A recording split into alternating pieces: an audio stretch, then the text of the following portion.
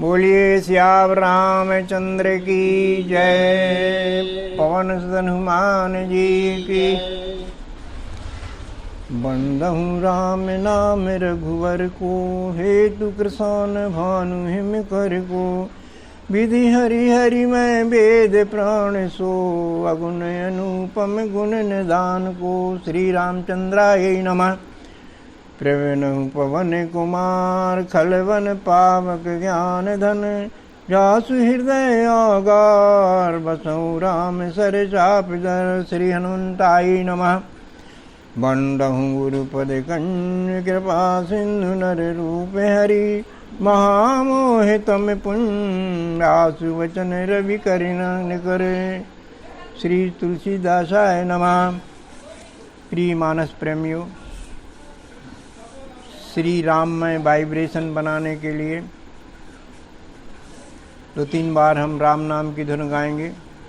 मैं कहलवाता हूँ, आप उसको दोहराएंगे, बोलेंगे आप। श्री राम जय जय राम। श्री राम जय राम जय राम। श्री राम जय राम जय राम। श्री राम जय राम जय राम। श्री राम जय जय राम। श्री राम जय राम जय राम। श्री राम जय जय राम। श्री राम जय राम जय राम। ऐसा लगता है कि गाते ही रहें, सुनते ही रहें। बंधु, इस रामधुन से हमें बहुत फायदे। एक तो हमारे सप्तम अवतारी श्री राम का स्मरण हो जाता है, उस आराध्य देव के प्रति श्रद्धा जागृत होती है। दूसरा फायदा कुछ मनोविज्ञान से संबंधित है कि हम किसी के अनुशासन में अपने आप को समझते हैं। जो कहलवाता है उसके अनुशासन में सभी कहते हैं, तो कहलवाने वाले की बात मानते हैं। मान लो कहलवाने वाला ऊंचे सुर से बोलता है तो हम सब मिलकर ऊंचे सुर से बोलते हैं, तो एक अनुशासन का पाठ हमको इस धुन से मिलता। दूसरी बात यह है कि सब मिलकर एक साथ होकर के एक सुर से एक लय से गाते हैं इस धुन को। इसमें एक समूहवाद विकसित होता है, समूह में चलने की बात आती है। तीसरा फायदा इससे है कि मान लो इस रामधुन में कोई एक आगे बेसुर होकर के बढ़ता है तो बाकी लोग उसको कहते हैं, अरे भाई रुको जरा, हमारे साथ चलो। और कोई पीछे रह जाता है तो उसको अपन कहते हैं, अरे भाई जरा जल्दी दौड़ो, या रुक करके हम उसको साथ ले लेते हैं। तो है ना इसमें एक समाजवाद, एक आनंद का बोध होता है इस रामधुन में। राम के स्मरण से, उसकी चर्चा से शायद हम में भी कुछ अर्चा हो जाए भगवान की, भगवान के कुछ गुण को हम ले लें। और यदि ऐसा ना हुआ तो राम वृत्ति तो हमारे अंदर बनने की है। जब राम वृत्ति हमारे अंदर बनने की है तो रावण वृत्ति धीरे धीरे गायब होने की ही होगी। बंधुओं, राम में बहुत आचरणीय सद्गुण थे, जैसे मर्यादा में रहना। किन्हीं भी परिस्थितियों में भगवान राम मर्यादा नहीं छोड़ते थे। परिवार में रहें, समाज में रहें, या दुश्मन के साथ ही क्यों ना रहें, लेकिन एक डिसिप्लिन, एक अनुशासन के साथ में वो पेश आते थे। ये मर्यादा का गुण हमें जरूर सीखना चाहिए यदि हम राम के सेवक हैं तो। राम का सुशील और सभ्य व्यवहार देखते ही बनता है, चाहे छोटे हों, चाहे बड़े हों, चाहे बराबरी वाले हों।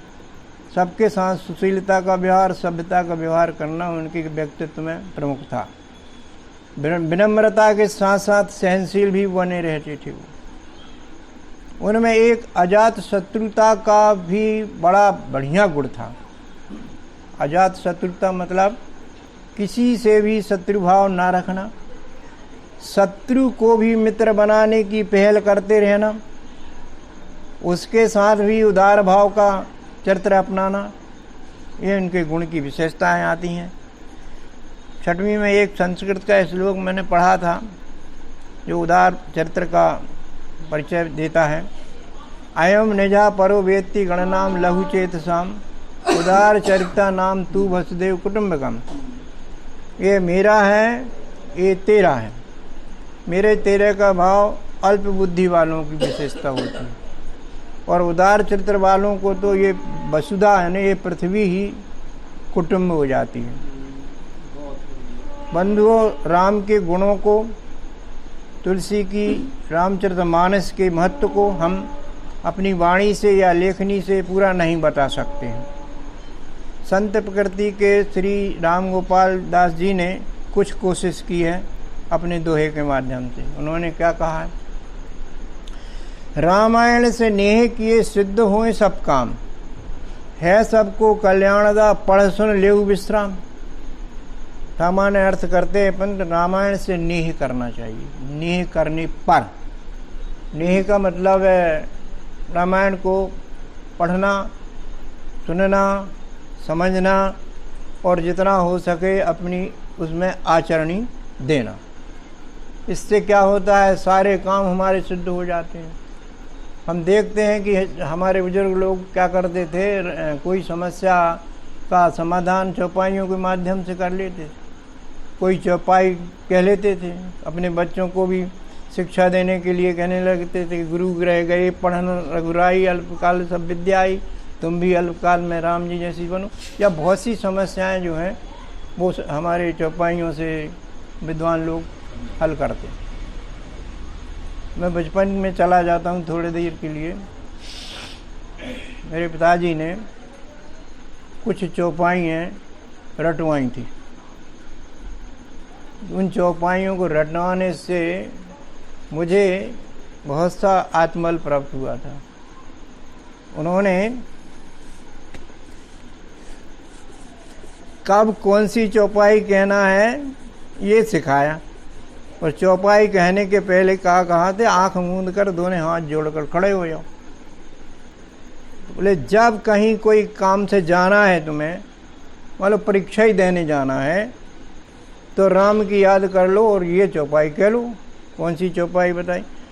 प्रवसी नगर कीजे सब काजा, प्रवसी नगर कीजे सब काजा, हृदय राखी कौशलपुर राजा।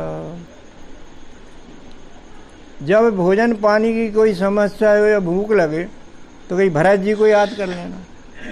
भरत जी की विशेषता क्या है? शायद उनके पास खाद्य आपूर्ति विभाग मंत्रालय होगा। विश्व भरण पोषण कर जोई, ताकर नाम भरते अस होई। शत्रु का नाश करना है तो देखिए शत्रुघ्न का याद करो। कैसा?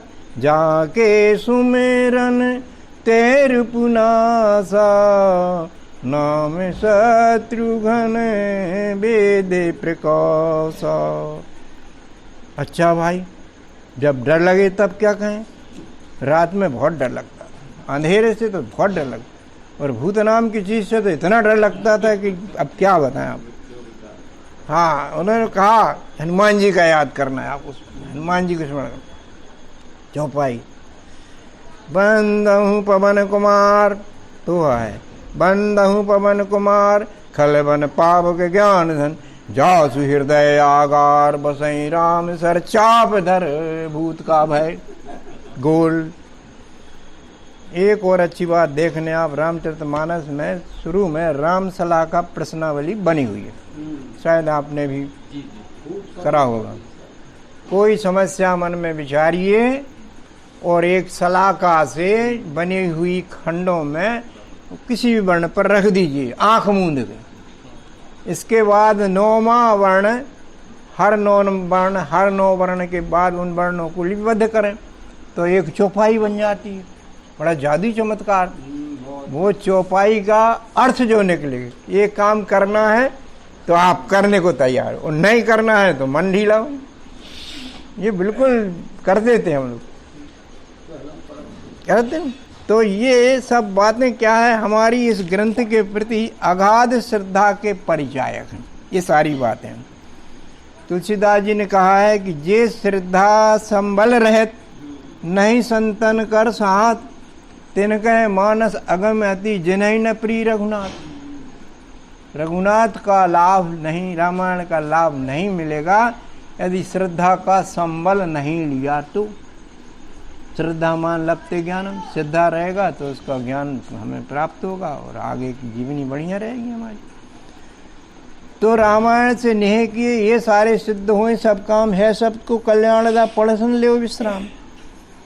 सबको भेदभाव नहीं है, कोई हिंदू मुस्लिम जो सिख ईसाई वाला भेदभाव नहीं, मनुष्य मात्र का ग्रंथ है। इसको कोई भी व्यक्ति इसकी शरण में आकर के इसके लाभ ले सकता है, सबको कल्याण मिलेगा। और पढ़ ले, सुन पढ़ ले विश्राम,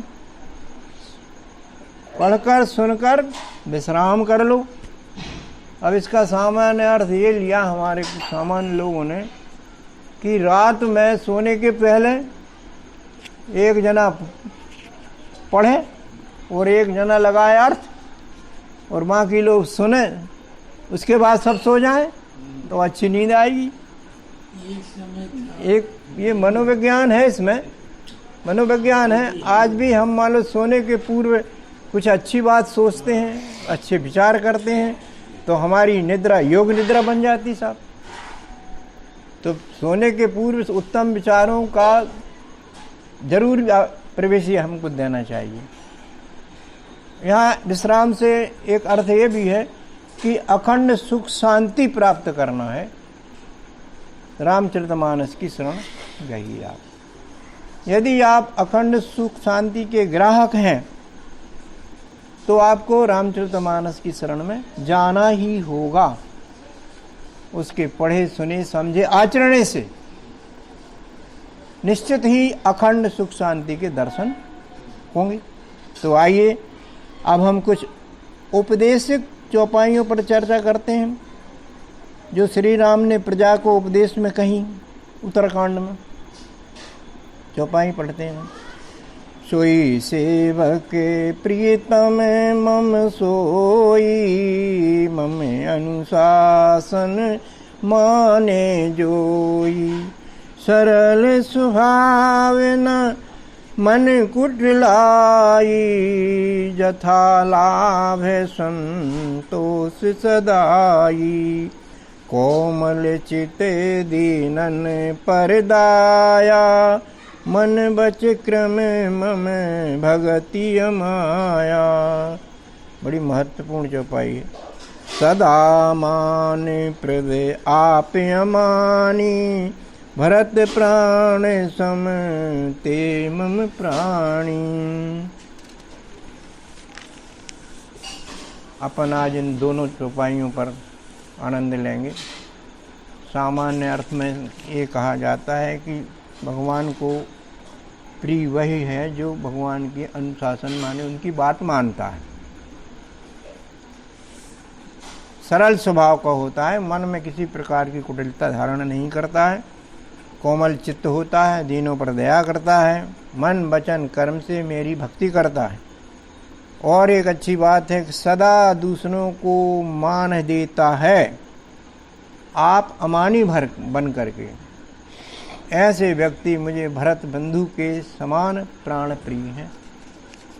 तो हम चौपाई को पहले सरल स्वभाव और मन की कुटिलता पर चर्चा करते हैं। इस चौपाई के अंतर्गत है सरल स्वभाव, माने जानने समझने में सहज होना, जल की तरह तरल सरल स्वभाव एडजस्ट होने वाला, जैसे पानी एडजस्ट हो जाता है। फिल्मी गाना आपने सुना होगा, पानी रे पानी तेरा रंग कैसा, जिसमें मिला दो लगे उसी जैसा, पानी रे पानी, पानी रे पानी, हो। देखिए आप उसका भाव समझते हैं अपन। यहाँ अपन देखते हैं पानी के गुणधर्म, सबकी प्यास बुझाता है पर लिप्त नहीं होता है, चिपकता नहीं है मुंह में। ऐसे ही सरल व्यक्ति अनासक्त भाव से ही सेवा करता है। किसी को परेशान करने की, उससे धन ऐंठने की और अपने अहंकार को सजाने की वह मेहनत नहीं करता है। यह सरलता का गुण बंधुओं सतोगुणी आवेशी वाले पिंडों में ही होता है, जो कभी आक्रमण नहीं करते, आक्रमण को सहनशीलता से सह लेते हैं, उनका गुण है। वे जानते हैं कि ये आक्रामक द्वंद्व कभी टिकते नहीं हैं, तूफान की भांति आते हैं और चले जाते हैं। ऐसी सहनशीलता का पाठ हमें राम गीता जी में कृष्ण भगवान सिखाते हैं। उनका श्लोक है अध्याय 2 का 14वां श्लोक। क्या कहते हैं? आगम पहना अनित्य तांत दीक्षु भारत। अर्थ संक्षेपी ये है कि ये जो द्वंद्व हैं, गड़बड़ियाँ हैं, जो लोगों द्वारा हमें मिलती हैं, ये आती हैं और चली जाती हैं, ये नित्य नहीं रहती हैं, इनको सिर्फ सहन करके गुजार दो बस। तो सरल स्वभावी व्यक्ति की एक और पहचान हमको यहाँ मिलती है कि वह सत्संगों में जाता है, सद्गुरुओं की सानिध्य प्राप्त करता है, भगवान के अस्तित्व को स्वीकार करता है, उन पर विश्वास करता है और हम उनको सम्मान भी देता है और आशीर्वाद लेता है। बात तो बिल्कुल सही है। जहाँ सरल राम रहेंगे वहाँ कठिन रावण तो रह ही नहीं सकता है। किसी ने कहा कि प्रेम गली अति सांकरी, जाओ मैं दो न समाए। अर्थात आसुरी कुटिल वृत्तियाँ सरल स्वभावी व्यक्तियों में नहीं रह सकती। इन दुष्ट प्रवृत्तियों को सरल व्यक्ति की भूमि में पनपने के लिए खाद पानी सुरक्षा कुछ नहीं मिलती। मान लो भूले चूके आ भी गई तो कुछ देर बाद भाग जाएंगी। आपने चूहों का स्वभाव देखा होगा, घर में घुसते हैं, जहाँ भोजन मिलता है वहाँ वो अपना ठिकाना तक बना लेते हैं। और ये भोजन हमको इनको कहाँ से मिलता है? इनको अब अपनी लापरवाही से मिलता है। जिस घर में लापरवाही होगी खाद्यान्न में, वहाँ चूहे बिल्कुल निवास बना लेंगे। और जिस घर वालों ने लापरवाही पर ध्यान दिया, लापरवाही छोड़ दी, तो चूहा भूखे मरते मरते भाग जाएंगे और दूसरी अपना ठिकाना बना लेंगे। तो इन दुष्ट प्रवृत्तियों को हमारे भीतर जगह देने में हमारी लापरवाही काम करती। मैं पॉजिटिव और नेगेटिव स्वभावों की बात करता हूँ। पॉजिटिव माने सकारात्मक और नेगेटिव माने नकारात्मक। ये स्वभाव होते हैं दो प्रकार के। यदि हमने अपने पॉजिटिव स्वभाव को नहीं अपनाया तो हम नेगेटिव स्वभाव को तो अपनाएंगे ही। ये तो बिल्कुल पक्का नियम है। तो नेगेटिव माने ना कहना और पॉजिटिव माने हाँ कहना। ना कहना बहुत सरल है। कोई काम नहीं करना है तो ना कह दिए, सारी झंझट मुक्त बिल्कुल। यदि हाँ कह दी तो फिर नेताजी सोचो क्या होता है। हाँ कहने में बहुत सोचना पड़ता है। यार करना है यार, हाँ तो कह दी यार, चिंता बढ़ गई यार। जब तक न मतलब करेंगे नहीं हम परेशान रहेंगे। कठिन तो है, परेशानी तो है, पर पॉजिटिव लोगों का ही मान सम्मान समाज में होता है, परिवार में होता है। नकारे लोगों को तो कोई पूछता नहीं है, लोग उनसे दूरी बनाते हैं। तो ये सरल स्वभावी व्यक्ति सकारात्मक स्वभाव के ही होते हैं। उनसे लोग मिलना पसंद करते और उनका सम्मान भी करते हैं। बंधुओं, सरल होना एक दैवी गुण भी है, सात्विक गुण है। इनमें कुटिलता जैसी आसुरी गुणों को जगह ही नहीं मिलती है। हम अपना मूल्यांकन करें, निष्कर्ष निकालें कि हम सरल हैं या कठिन हैं, या हम सरल भी हैं कठिन भी हैं। ये मूल्यांकन अपन खुद करके देख लें, आप लोगों को छोड़ता हूँ। अब चौपाई की दूसरी लाइन पर चर्चा करते हैं हम। कौन सी है वो? जथा लाभ संतुष्ट सदाई, इस पर करते चर्चा। चौपाई के इस पाद में भगवान ने निष्काम कर्म योगी का लक्षण कहा है। निष्काम कर्म माने निस्वार्थी कर्मों को कहते हैं निष्काम कर्म।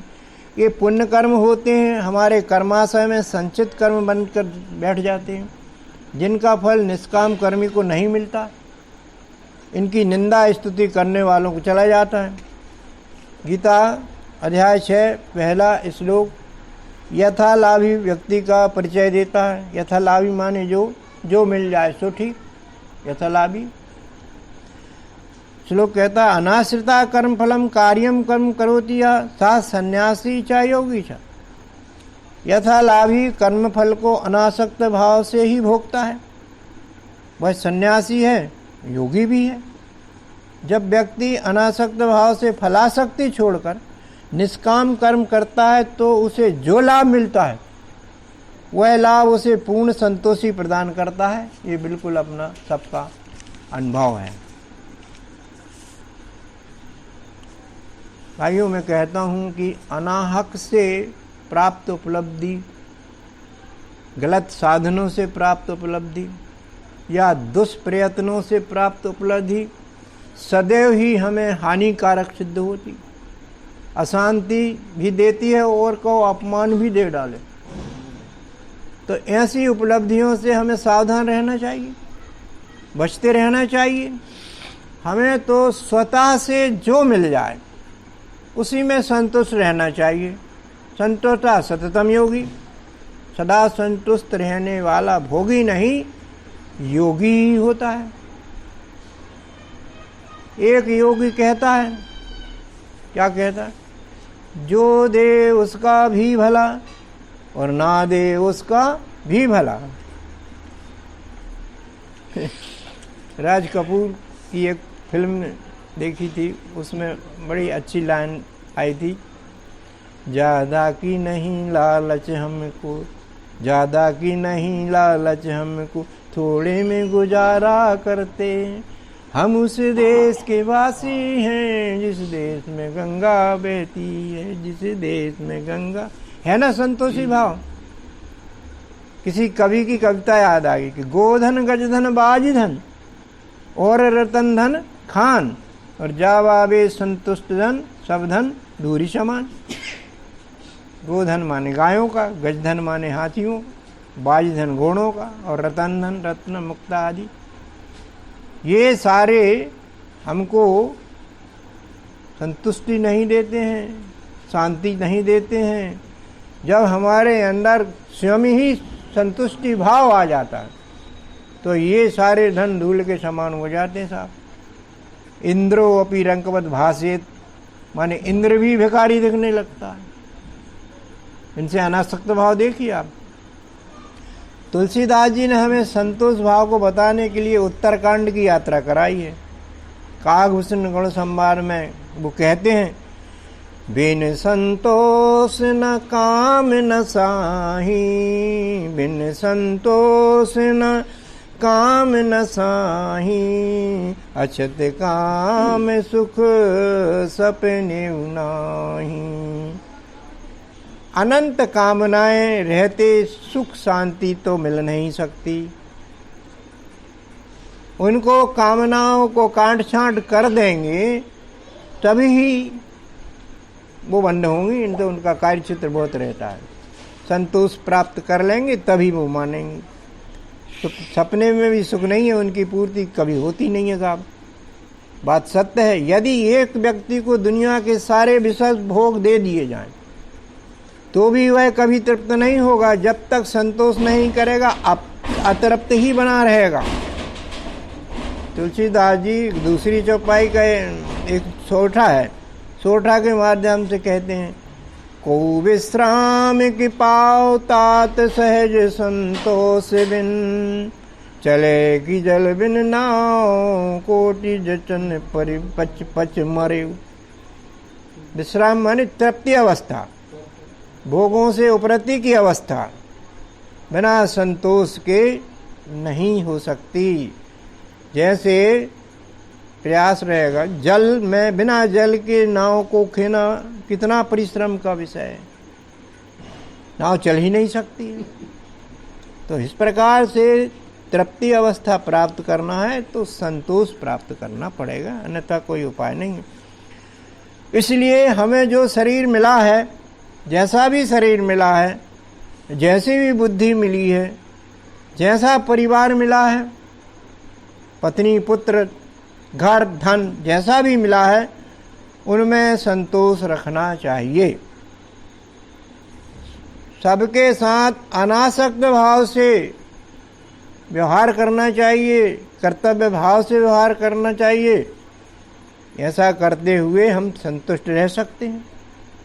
उनसे आसक्त भाव करके हम संतुष्ट नहीं रह सकते। इसके लिए अनासक्त भाव से व्यवहार करना जरूरी, चाहे धन हो, चाहे पत्नी हो, चाहे घर हो। अनासक्त भाव से जो रहेगा वह सदा सुखी रहेगा। मगर एक बात बड़ी महत्वपूर्ण की है। कौन सी है? संतुष्ट असंतुष्ट के मामले में। इस संतुष्ट तो इनमें रहना चाहिए, मगर परहित के मामलों में कभी संतुष्ट नहीं रहना चाहिए। अध्यात्म अर्जन के मामले में कभी संतुष्ट नहीं रहना चाहिए। सत्संग में ब्रह्म ज्ञान लेने में कभी संतुष्ट नहीं रहना चाहिए। यह बात यहाँ बदल जाती है। असंतुष्टा सततम योगी हो जाती। पहले था संतुष्टम सततम योगी, अब असंतुष्टा सततम योगी हो जाती है। तुलसीदास जी हमें वाल्मीकि श्री राम प्रसंग में ले जाते, अयोध्या कांड में। भगवान राम वाल्मीकि से पूछते हैं कि मुनिवर, मुझे रहने के लिए बताओ, मैं कहाँ रहूं, कहाँ कुटिया बना लूँ अपनी। तो मुनिवर बहसते हैं, मुस्कुराते हैं, कहते हैं प्रभु आप जहाँ ना हो वहाँ बना लो आप घर। बड़े प्रसन्न होते हैं मन ही मन में भगवान राम। वो कहते हैं, मुनिवर कहते हैं अच्छा ठीक है, मैं कुछ स्थान बता देता हूँ जहाँ आप अपना निवास बना लीजिए। उन्होंने क्या, देखो क्या बात चाहिए। जिनके श्रवण समुद्र समाना, कथा तुम्हारी सुभगेश्वरी नाना। भरही निरंतर होए न पूरे, तिनके ही ये तुम्हें कहें ग्रह रूरे। बंधुओं, समुद्र की विशेषता आप जानते हैं। समुद्र में कितनी नदियों का पानी भर जाए, चला जाए, लेकिन समुद्र कभी बढ़ता नहीं है, न कभी घटता है। ऐसे ही प्रभु जिनके कर्ण आपकी कथा सुनते सुनते भी ना अघाएं, भरे निरंतर हो न, जितनी ही राम कथा सुनी जाए मगर वो भरे नहीं, ऐसे मनुष्यों के हृदय में आप अपना स्थान बना लीजिए। संतुष्टि नहीं है सुनने में, अध्यात्म ज्ञान में भी संतुष्टि नहीं रहना चाहिए। जिसको संतुष्टि आ गई तब वो उसका स्वाद ही नहीं जानता। राम कथा जे सुनता गाही, रस विशेष जाना ते न नाही, उसको रस को पकड़ नहीं पाया उसने। अब हम श्री राम जी की अगली चौपाई को देखते हैं। चौपाई है, कोमल चित दीनन पर दाया, मन क्रम बचन मम भगति माया। समहि मान प्रद आप मानी, भरत प्राण सम तेमम प्राणी। सामान्य अर्थ है, कोमल चित्त वाले, दीनों पर दया करने वाले, मन वचन कर्म से मेरी भक्ति करने वाले, सभी मान प्रद और खुद अमानी रहने वाले मुझे भरत के समान प्राणी प्रिय होते हैं।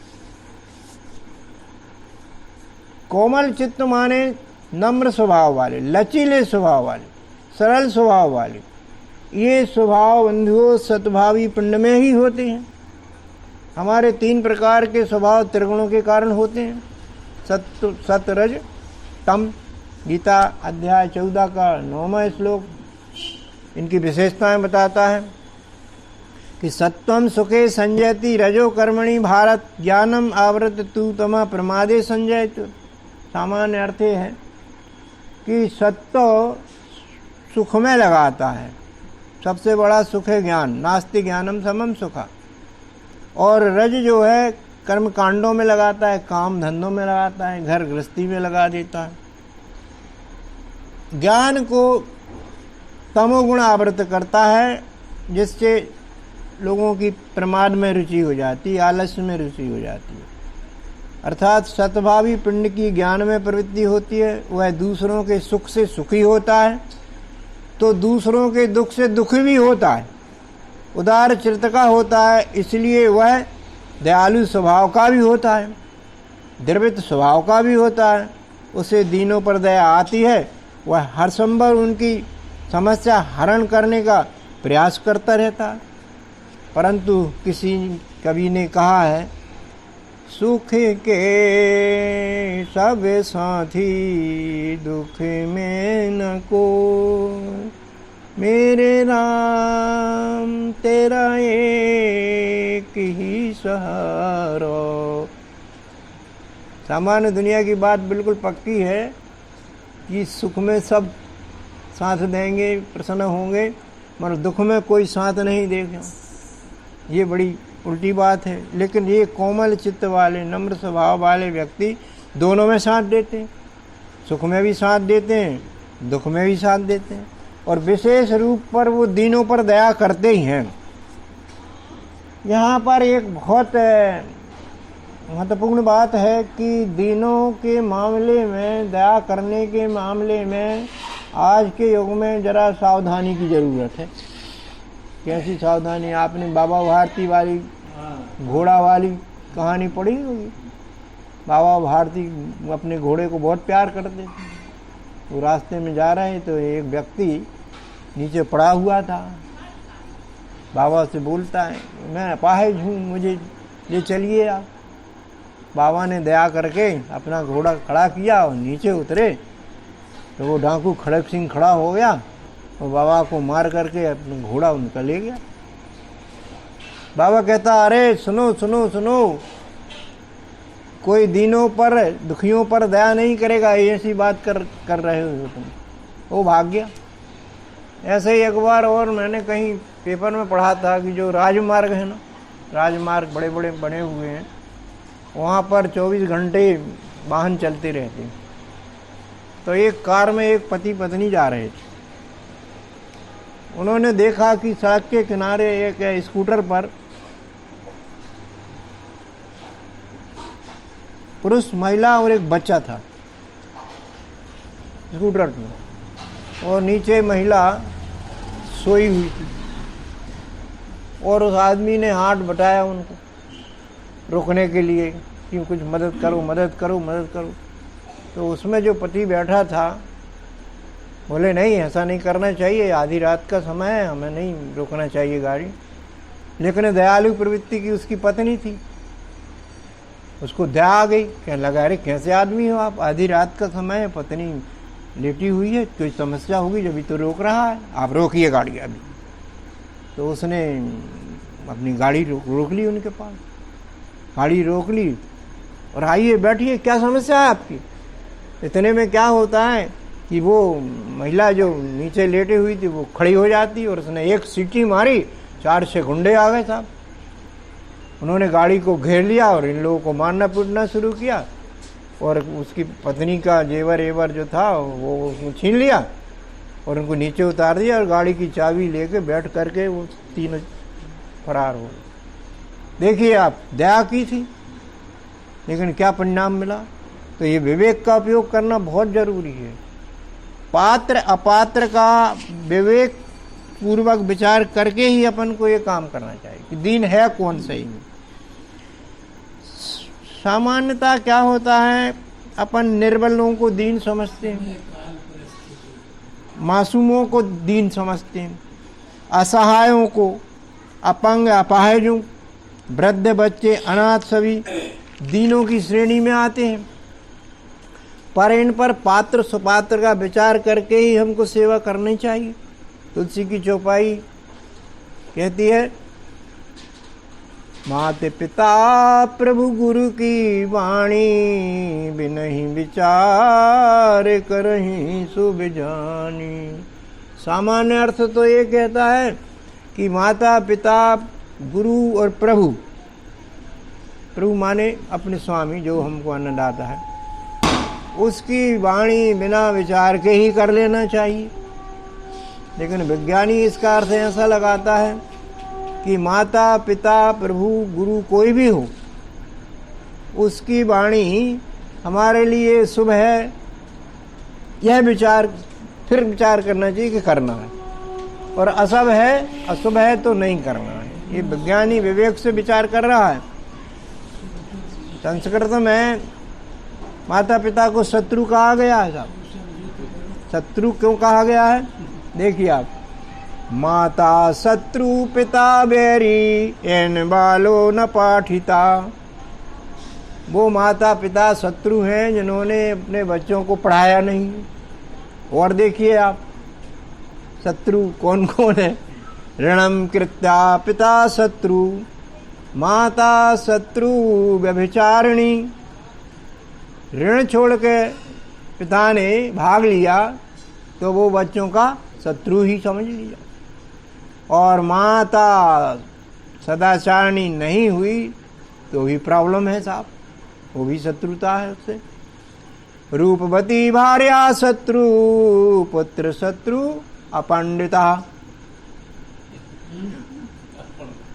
अपंडिता माने अज्ञानी, मूर्ख, गुंडे तत्व वाला, नकारा, जो मारता पीटता भी है, अपमान करता रहता है, घर में व्यवस्था गड़बड़ करता है, ऐसा पुत्र तो शत्रु ही है, समझ लीजिए आप। तो ये शत्रु माने जाते हैं। तो हम ये दया के भाव की बात करते हैं कि ये दया के भाव की एक संवेदना होती है जो केवल मानवों पर ही नहीं, मानवेतर पशु पक्षियों जीव जंतुओं आदि सभी में, सभी के प्रति आती है। पर ये दया भाव की संवेदना सभी में नहीं आती बंधु, कुछ लोगों में आती है। तो ये दया के भावने की बात कही गई है कि बुद्धि बल मनुष्य के पास अधिक है, वो दक्ष है मनुष्य। ये मनुष्य जो है इन दीन दुखियों की भरसक सेवा कर सकता है, बाकी और कोई नहीं कर सकता। ऐसे दीन दयाल व्यक्ति समाज के भगवान हैं, वे साधुवाद के पात्र। अब हम चौपाई की अगली पंक्ति लेते हैं। मन क्रम बच मम भगति अमाया। श्री राम जी कहते हैं, जो व्यक्ति अपने मन से, वाणी से, अपने कर्मों से मुझ विश्वरूप परमात्मा की अमाया भक्ति करते हैं, वो मुझे प्रिय है। अमाया भक्ति क्या है? अमाया भक्ति यानी मेरी त्रिगुणी माया की भक्ति नहीं, सेवा नहीं, मेरी सेवा करना है, अनन्य भाव से सेवा करना है। प्रश्न उठता है कि मैं कौन हूँ और मेरी अनन्य सेवा क्या है? अनन्य सेवा माने एक निष्ठ भाव से सेवा को अनन्य सेवा कहते हैं। इस प्रश्न के उत्तर के लिए हमें संत तुलसीदास जी एक दोहे को सुनने को कहते हैं। श्री राम ने हनुमान से कहा, क्या कहा? सो अनन्य जाके असी मति न टरे हनुमन, मैं सेवक सचराचर रूप राशि भगवन। अब यहाँ देखिए आप, एक निष्ठ भक्ति वाली बुद्धि रखकर भगवान ने कहा तुम मेरी सेवा करो। मैं कौन हूँ? मैं चराचर के रूप में जो बहुल दिख रहे हैं वही मैं हूँ। इससे ऐसा जान करके इनकी सेवा करो और अपने घर जाओ। अब गृह जाऊ सखा सब भजन करऊँ दिन रैन, सदा सर्वगत सर्वहित जान करऊँ मोहि प्रेम। अब जाओ घर, मेरा भजन करना मुझे सर्वगत जान करके भजन करना। मैं सर्वगत होते हुए सर्व का हितैषी हूँ, तो इनकी ही सेवा करोगे तो मेरी सेवा मानी जाएगी। तुलसीदास जी की वंदना आपने सुनी होगी एक, जिसमें ये विश्वरूप को ही परमात्मा का भाव प्रकट होता है। जड़ चेतन जग जीव जत सकल राम मैं जान, बंदो सबके पद कमल सदा जोर जग पान। सामान्य अर्थ है कि सजीव निर्जीव के रूप में देखने वाले प्राणियों में क्षर अक्षर पुरुषोत्तम का रूप, राम का रूप जानकर तुलसी सबके सम्मान पूर्वक प्रणाम करते हैं। चौपाई की दूसरी पंक्ति हम देखते हैं, सबहि मान प्रद आप अपानी भरत प्राण प्रीते मम प्राणी। सबहि मान प्रद माने मानना, सबका यथायोग्य आदर सत्कार करना, अपनी बात से अपने व्यवहार से किसी को भी ठेस न पहुंचाना मान हुआ। यथार्थ में मान देने की ही वस्तु है, लेने की कदापि नहीं, मांगने की नहीं, चाहने की नहीं। मांगने वाला याचक होता है और देने वाला दानी होता है। अब बताइए कौन बड़ा हुआ? मानना चाहने वाला अहंकारी तो कभी नहीं हो सकता। अहंकारी मान देने जैसी सेवा कर ही नहीं सकता कभी, वह मान का भिखारी ही होता है। ऐसा भिखारी जिसे मान की भीख ना मिले तो वह संबंधित को अपमानित करने में भी नहीं चूकता है। बंधुओं, व्यवहारिक बात यह है कि पहले मान दो फिर मान मिलेगा। अंग्रेजी की कहावत है गिव एंड टेक। पहले बोनी करो फिर फसल काटो, मना मनाया नियम है। और अहंकारी क्या कहता है? पहले मेरा मान करो फिर बात करो, पहले मेरा मान करो फिर बात करो। हमारे समाज में जो वरिष्ठ हैं, जो विद्वान हैं, बुजुर्ग हैं, उनका अमानी होकर ही हमें सम्मान करना चाहिए, तो उनके आशीर्वाद हमारा आत्मबल बढ़ा देंगे।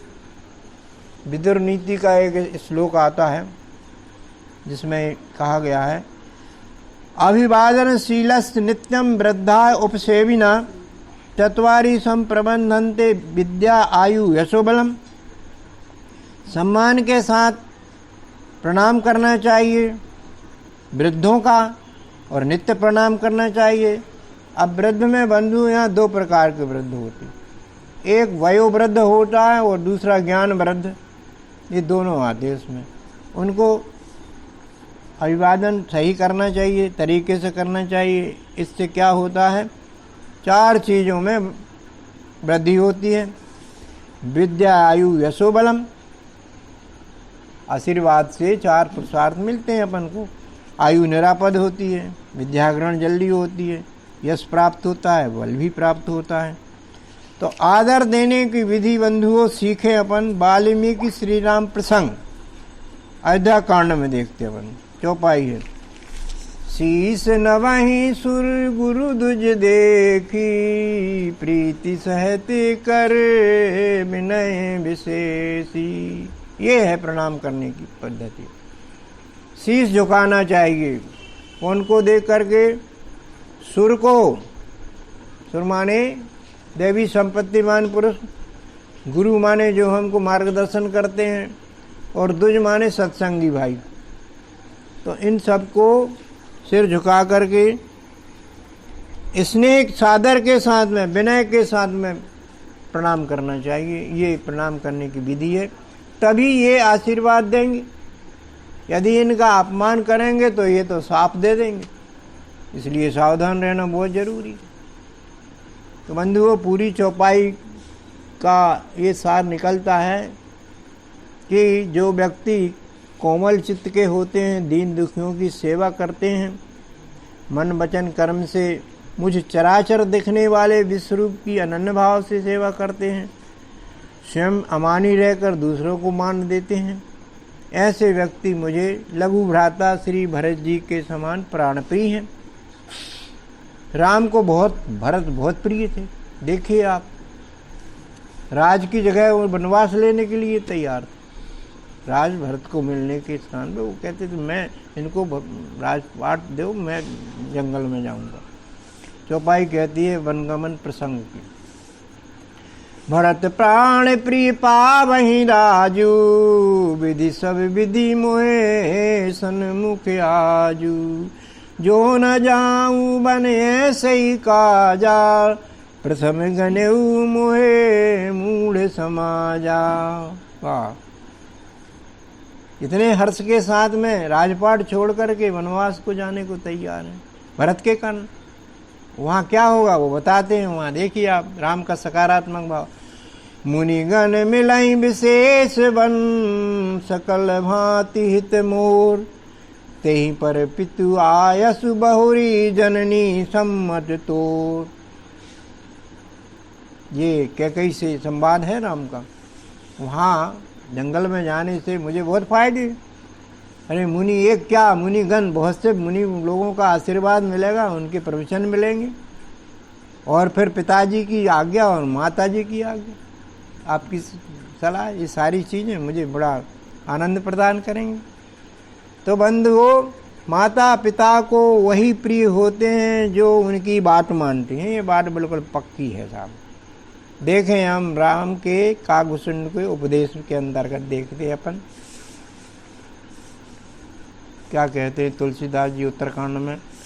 जो पितु भगत बचन मन कर्मा, सपन्यु जान न दूसर धर्मा। सो सुत प्रिय पितु प्राण समाना, यद्यपि सो सब भांति सयाना। जो पिता के वचनों को मन वचन कर्म से मानता है, दूसरा धर्म उसका कुछ नहीं है, वो ये जानता है, और वह पुत्र पिता को इतना प्रिय बन जाता है, प्राणों के समान प्रिय बन जाता है, चाहे वो कैसे ही पुत्र क्यों ना हो। दूसरी तो ऐसे पुत्रों पर भगवान पूरी जिम्मेदारी संभालने को तैयार है। ऐसे आज्ञाकारी पुत्रों की स्वयं रक्षा ये भगवान प्रकृति स्वयं करती है साहब। गीता का श्लोक है, अनन्यास चिंतयन्तु माम जन्हा पर्युपास्ते तेषां नित्यभियुक्ताम योगक्षेमं वहाम्यहम्। जो अनन्य भाव से, एक निष्ठ भाव से भगवान कहते हैं मेरी उपासना करता है, इस विश्वरूप की सेवा करता है, उसके सारे काम मैं संभालता हूँ। जो उसको मिलना चाहिए वो देता हूँ, और जो मिला हुआ है उसकी रक्षा भी मैं स्वयं करता हूँ, फिर उसको कोई कार्य शेष रहता नहीं है।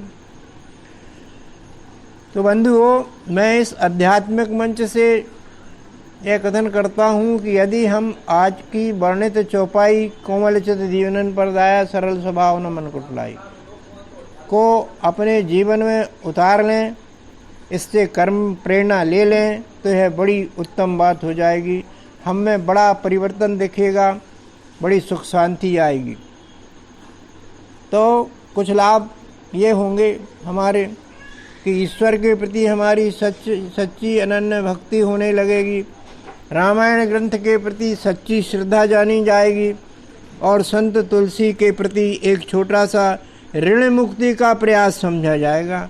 हमारा जीवन धन्य हो जाएगा।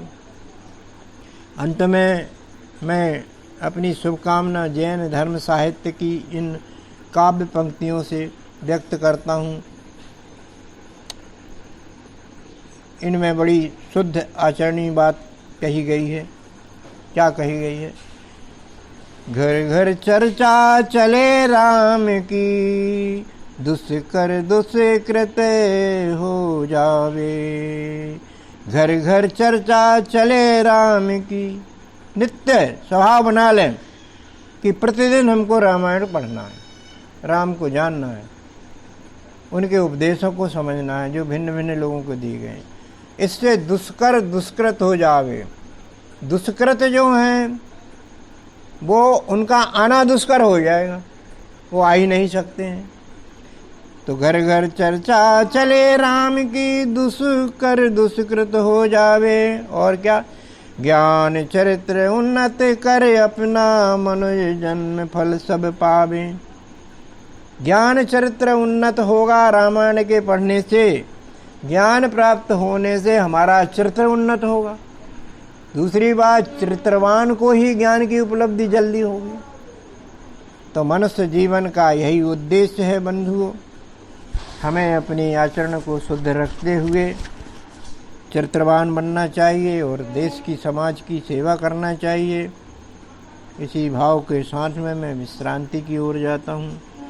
आप सभी फिर बोलेंगे, श्याम रामचंद्र की जय, पवन सुत हनुमान जी जय, बोलो भाई सब संतन की जय।